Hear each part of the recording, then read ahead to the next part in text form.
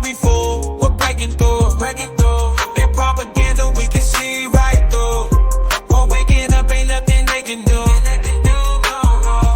They lie to you. Have you ever wondered if everything you know about prayer times in Islam is accurate? It's a question that has sparked debates and discussions around the world. The common belief is that there are 5 prayer times mentioned in the Quran. But is this the reality?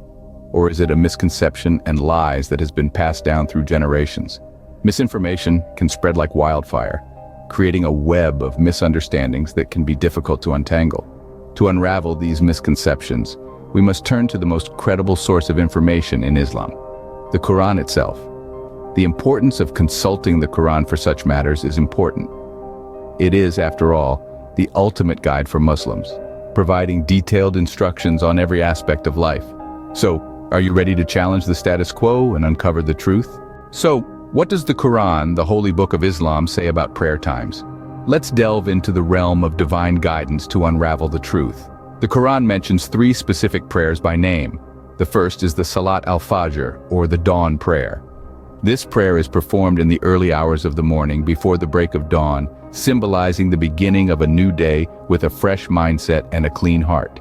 It is a time of tranquility and peace, a moment to prepare oneself for the day ahead in the light of divine inspiration. The second prayer named in the Quran is Salat al-Wusta, often translated as the middle prayer. This prayer is generally understood to be the Asr, or afternoon prayer. It serves as a reminder in the middle of our daily hustle and bustle to pause, reflect, and reconnect with our spiritual foundation. The third prayer is Salat al-Isha. This prayer is performed after the twilight has disappeared, marking the end of the day. It is a time of introspection, gratitude, and surrender to the divine will. And lastly, for higher benefits, the night prayer is performed in the middle of the night. The Quran, the primary source now. You may be wondering, isn't there supposed to be 5 daily prayers in Islam? That's a common misconception that has pervaded over time. The Quran, in fact, mentions 3 specific prayer times by name. The other 2 prayers, Dhuhr and Maghrib, are not named and do not exist. But research shows, as adopted from the Zoroastrians, they have 5 prayers. Some people say that it was 500 times and then the Prophet fixed it to 5 prayers. He bargained with God. What a blasphemy. Only fools will believe that lie. Nobody can bargain with God or change his laws. Those prayers were nothing new that the Prophet made up. It was established by Abraham. Let's use our reasoning. In those times, nobody had watches. The sun was the time teller. That's why God said those specific times to follow the sun, to know exactly the times of the prayers, and it's clear if we use our brain. The Quran guides us to the path of righteousness and truth. Therefore, it's essential to seek knowledge directly from it, and not merely rely on hearsay or cultural practices. Now that we've established the 3 prayer times, let's explore when exactly these prayers are supposed to take place. Let's continue our journey of understanding the true essence of Islamic prayer times. When should Muslims perform these prayers according to the Quran? This is a very crucial question that we must address. The Quran, the holy book of Islam, explicitly mentions 3 distinct times for prayer. These times are detailed in various verses, each providing guidance and instruction for the faithful, as mentioned in chapter 11, verse 114 of the Quran. It states, "And establish prayer at the 2 ends of the day, and at the approach of the night." This verse clearly indicates that one prayer time is at the afternoon, like Salat al-Asr, which is the approach of the night. The 2 other times is at the 2 ends of the day, which is interpreted as both dawn and dusk. This is supported by chapter 20, verse 130, where it says, "So be patient over what they say, and exalt with praise of your Lord before the rising of the sun and before its setting." Surah 17, verse 78, God says, "Establish prayer at the decline of the sun until the darkness of the night, and the Quran at dawn." Indeed, the Quran at dawn is witnessed.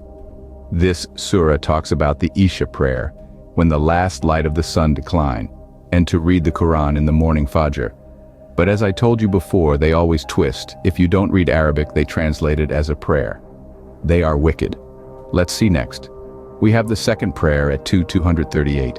God says, "Maintain with care the prayers and the middle prayer, and stand before Allah, devoutly obedient." And dawn prayer and the night prayer are in 24:58, God says, at 3 times. Before the dawn prayer and when you put aside your clothing at noon, and after the night prayer, 3 times of privacy for you. As we see in the Quran, there are 3 named prayers, and the night prayer for more benefit, nothing more.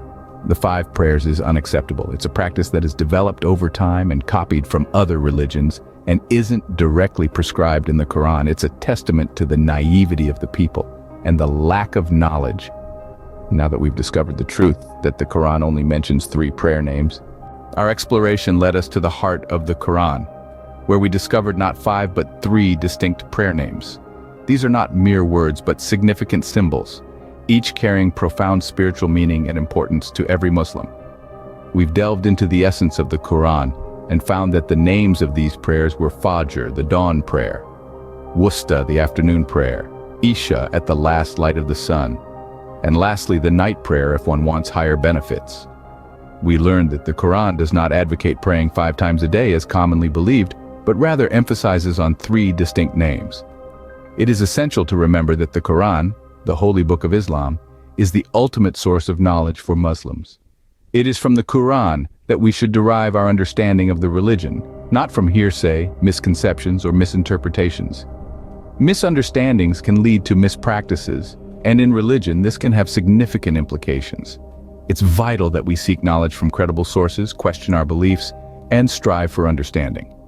This proof in the Quran trumps the popular belief of 5 prayer times, highlighting the importance of seeking knowledge directly from the Quran.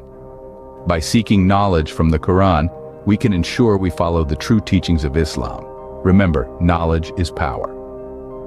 Join me next as I uncover more of their lies,